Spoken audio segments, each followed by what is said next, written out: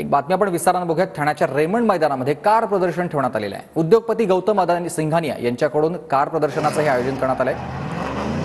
गौतम सिंघानियांकडून या प्रदर्शनाचं आयोजन करण्यात आलेलं आहे। उपमुख्यमंत्री एकनाथ शिंदे यांनी प्रदर्शनामध्ये कार ड्रिफ्टिंगचे अनुभव देखील घेतले।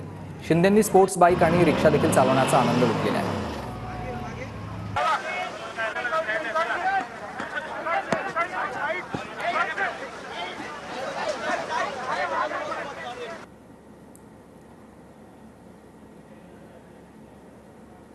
ठाण्यामध्ये रेमंडमध्ये आपण आलात, का सांगाल?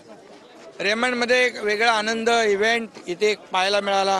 क्लासिकल गाड्या, विंटेज कार, सुपर बाईक सगळं बघायला मिळालं। 540 प्रकारच्या गाड्या, 1000 कोटीपेक्षा जास्तीच्या गाड्या इथं ठाण्यामध्ये आपल्या रेमंड समूहाने गौतम सिंघानिया हे शौकीन आहेत, त्याला आपण म्हणतो की एक क्वालिटी काम करणारी, वेळेत काम करणारी ही सगळी संस्था आहे आणि त्यांना मी खूप खूप शुभेच्छा देतो।